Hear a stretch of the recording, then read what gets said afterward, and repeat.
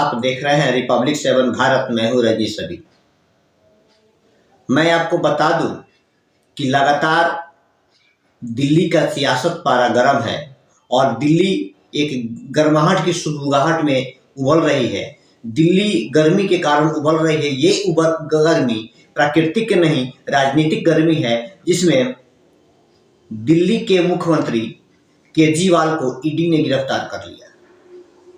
कल 28 तारीख गुरुवार का दिन था और दिल्ली हाई कोर्ट में अरविंद केजरीवाल को रिहाई को लेकर के उनके वकील अभिषेक मनी सिंघवी, एक बार मैं फिर उनका मैं नाम बता दूं, अभिषेक मनी सिंघवी, जो दिल्ली के मुख्यमंत्री अरविंद केजरीवाल के वकील हैं, उन्होंने जमानत लेने के लिए याचिका दाखिल की थी, लेकिन हाई कोर्ट दिल्ली के जज स्वर्णकांत शर्मा ने उसको रिजेक्ट कर दिया और ईडी के वकील एसवी राजू, ईडी के वकील एसवी राजू ने कुछ समय की मोहलत मांगी है। थोड़ा सा हम फ्लैशबैक में चलते हैं। मैं आपको बता दूं कि आखिर अरविंद केजरीवाल की गिरफ्तारी ही क्यों हुई। मैं आपको बता दूं कि अरविंदो फार्मा ईडी की गिरफ्त में बंद सीएम अरविंद केजरीवाल की याचिका पर कल दिल्ली हाई कोर्ट में सुनवाई हुई। तमाम दलीलों को सुनने के बाद दिल्ली हाई कोर्ट का अरविंद केजरीवाल की जमानत पर फैसला आ गया है। कोर्ट ने अरविंद केजरीवाल को राहत देने से इनकार कर दिया है। इसके साथ ही कोर्ट ने ईडी से 2 अप्रैल तक जवाब मांगा है। अरविंदो फार्मा के मालिक की जब गिरफ्तारी हुई, जब ईडी ने उन्हें गिरफ्तार किया, तब यह कहा गया कि उसके मालिक के द्वारा कहा गया कि मैं अरविंद केजरीवाल को नहीं जानता हूं, अरविंद केजरीवाल से मुझे किसी प्रकार की कोई बात नहीं है। लेकिन जैसे ही एक मामूली से पीठ दर्द के कारण रिहाई मिलती है, वैसे ही वह अरविंद केजरीवाल को जानने और पहचानने लगते हैं और उन्हीं के बयान पर अरविंद केजरीवाल दिल्ली के मुख्यमंत्री को गिरफ्तार कर लिया जाता है।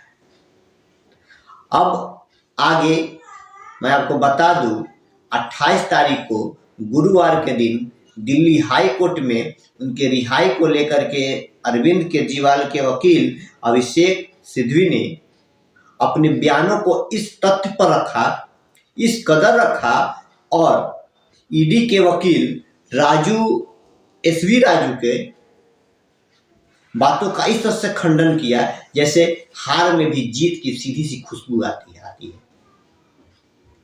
सीनी सी खुशबू आती है। हार में भी जीत की ये खुशबू इस बात से आती है कि जिस तरह से उनके दलीलों का उन्होंने खंडन किया और बताया कि कैसे एक लोकतंत्र में एक मुख्यमंत्री को गिरफ्तार किया जाता है और देश में लोकतंत्र का अपमान किया जा रहा है। आइए इसी घटना को ईडी के वकील ने अपनी क्या दलील रखी, केजरीवाल के वकील अभिषेक मनी सिंघवी ने अपनी क्या दलील रखी और उस पर वहां के जज स्वर्णकांत शर्मा का क्या निर्णय हुआ, इन सारी बातों को आपको हम दिखाते हैं रिपोर्ट के माध्यम। केजरीवाल की ओर से वरिष्ठ अधिवक्ता अभिषेक मनु सिंघवी तो ईडी की ओर से एएसजी एसवी राजू अदालत में पेश हुए।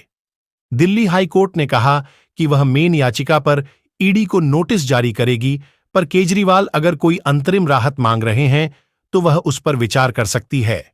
केजरीवाल की याचिका पर सुनवाई करते हैं जस्टिस स्वर्णकांता शर्मा ने कहा कि मैं इस मामले पर नोटिस जारी करूंगी। मुझे इस मामले पर जवाब मांगना है। अंतरिम राहत पर मैं बहुत छोटी तारीख दूंगी। सिंघवी ने कहा कि मैंने रिमांड को चुनौती दी है जो कल खत्म हो रही है। मैं लेडीशिप से रिमांड का आधार तय करने के लिए कह रहा हूं। इसके लिए किसी से जवाब की जरूरत नहीं है। सिंघवी ने आगे कहा कि यह देरी करने की रणनीति है। मैं अदालत से आज ही इस पर निर्णय लेने के लिए कह रहा हूं।